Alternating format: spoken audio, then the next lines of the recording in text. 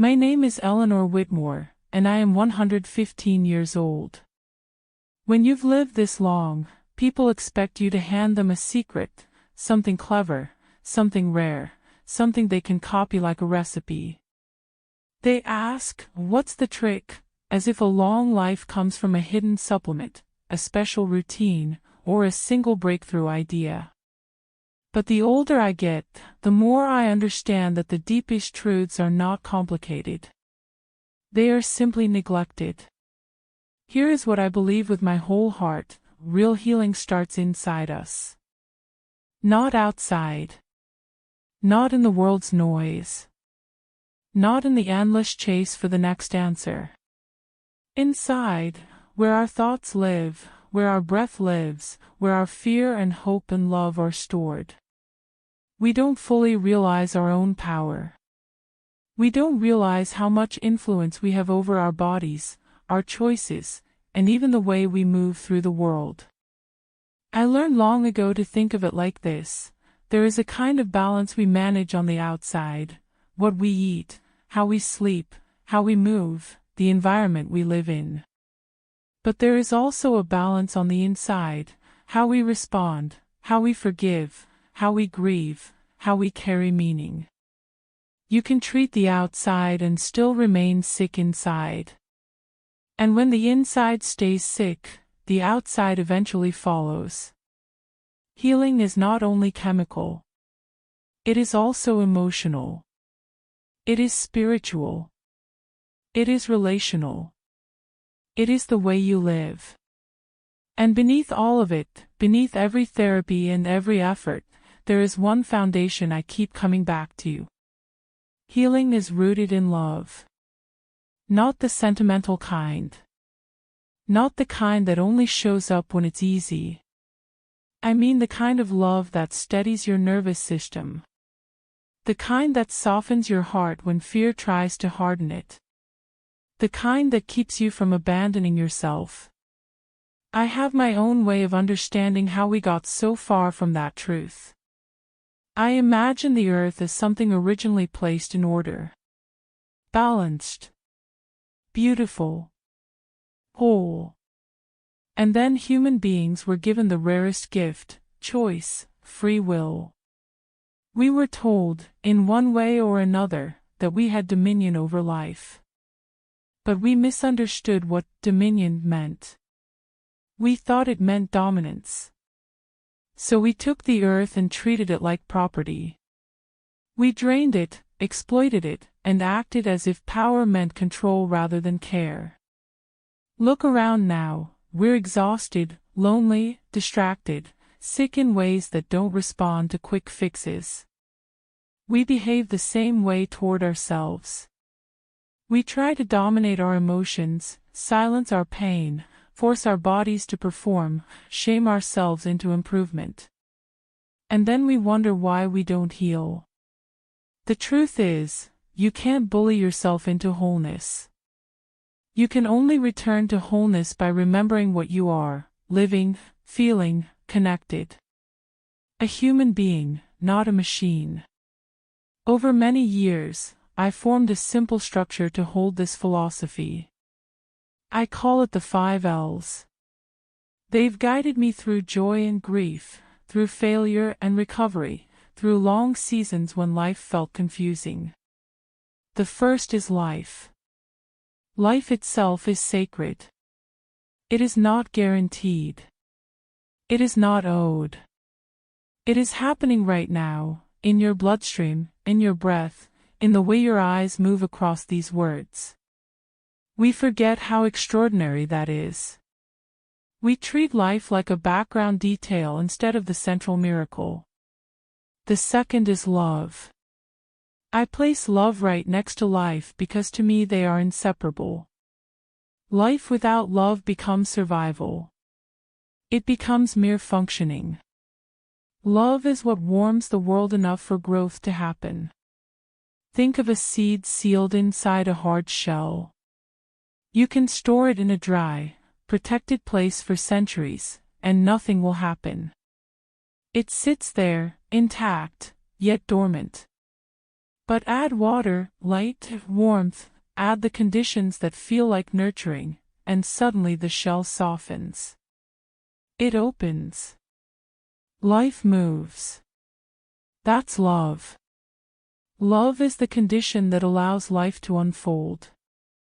I learned this again when I watched mothers with their babies. A pregnancy is not simply biology, it is a profound lesson in unity. The mother and child share a living system. What the mother eats becomes nourishment for the child. What she experiences shapes the child. And still, the baby doesn't become fully independent until the first breath. That first breath is the moment identity emerges. Life and love are intertwined like that, interdependent, inseparable, constantly shaping one another. The third L is laughter. Laughter is powerful, but it is not always kind. I have seen laughter used like a knife. I have watched people laugh at someone's pain, laugh to establish superiority, laugh to humiliate. Laughter without love becomes cruelty disguised as entertainment. But laughter with love, laughter that rises from tenderness, becomes medicine. It becomes relief. It becomes a reminder that we are still alive, still capable of joy, still capable of softness. Some of the strongest healing I have ever witnessed did not happen in a clinic. It happened at a kitchen table when someone finally laughed after months of grief. Not because the grief disappeared, but because the heart found a window to breathe. The fourth L is labor. Work without love is drudgery. It's the feeling of dragging yourself through the day, doing what you must, waiting for the moment you can escape. Work done without love takes your spirit hostage. But labor guided by love becomes bliss, not because it's always easy, but because it has meaning. It's why musicians practice until their fingers ache. It's why teachers keep showing up for students. It's why caregivers hold a hand in a hospital room at midnight. Love turns effort into purpose. It makes us capable of extraordinary endurance. When love fuels your labor, you can work 5 times harder than you could through willpower alone, and still feel more alive when you finish. The fifth L is listening. Listening without love is empty sound. Words enter your ears but never reach your understanding. You hear someone, but you don't meet them. And people can feel that. They know when you're waiting for your turn to speak. They know when you're listening to respond, not to understand. But listening with love is recognition.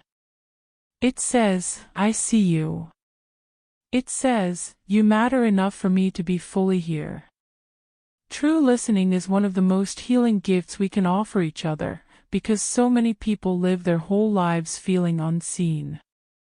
These 5 L's, life, love, laughter, labor, and listening, have shaped how I live, how I've cared for others, and how I've learned to care for myself.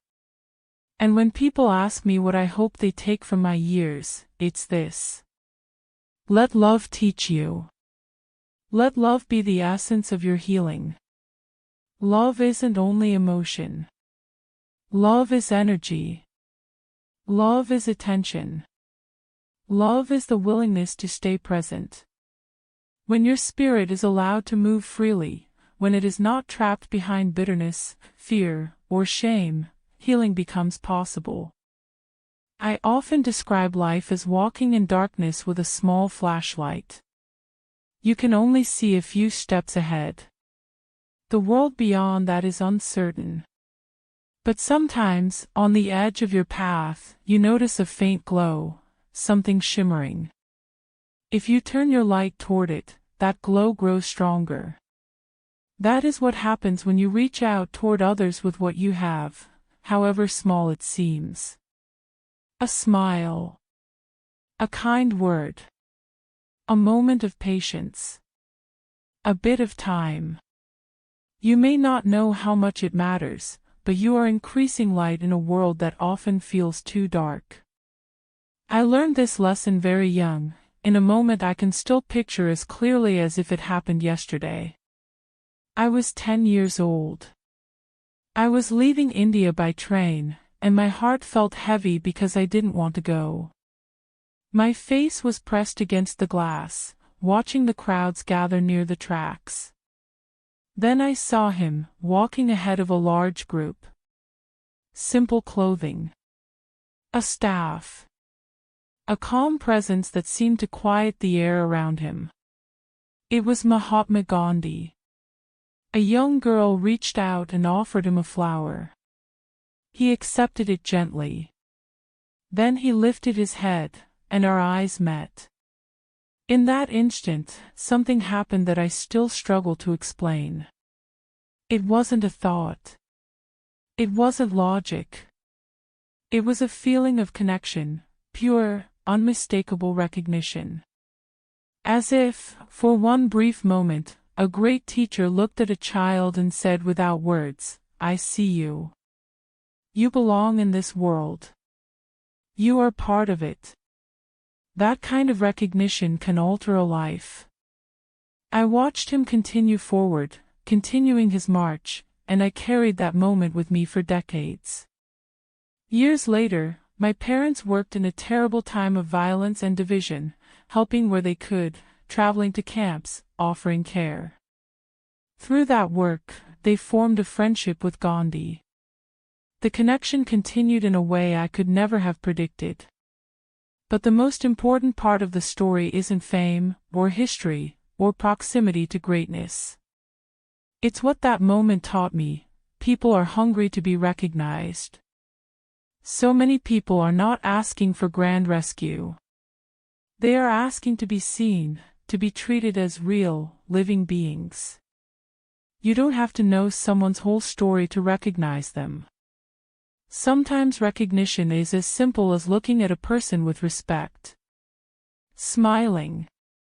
Saying hello. Letting them feel human again. Love must keep moving. It must keep flowing. Because when love stops flowing, it doesn't stay neutral, it withers. It turns into bitterness, numbness, isolation. If you want healing in your life, you have to keep love in motion. Through laughter that doesn't harm. Through work that carries meaning. Through listening that creates understanding. Through kindness that recognizes the invisible. People ask me what I hope my legacy is. I hope it is this: that at the center of all healing, beneath all the knowledge, all the methods, all the rituals, all the science, there is a simple truth we keep forgetting. Love is what makes life livable. Love is what makes healing possible. Love is what remains when everything else falls away. And if you take nothing else from a 115-year-old woman, take this. Don't wait for the perfect moment to be kind. Don't wait until grief teaches you what mattered. Don't wait until illness forces you to slow down. Don't wait until your body breaks to remember you had the power to care for it. And don't wait until loneliness arrives to realize you were built for connection. Walk through your days looking for light, however small. And when you find it, turn toward it.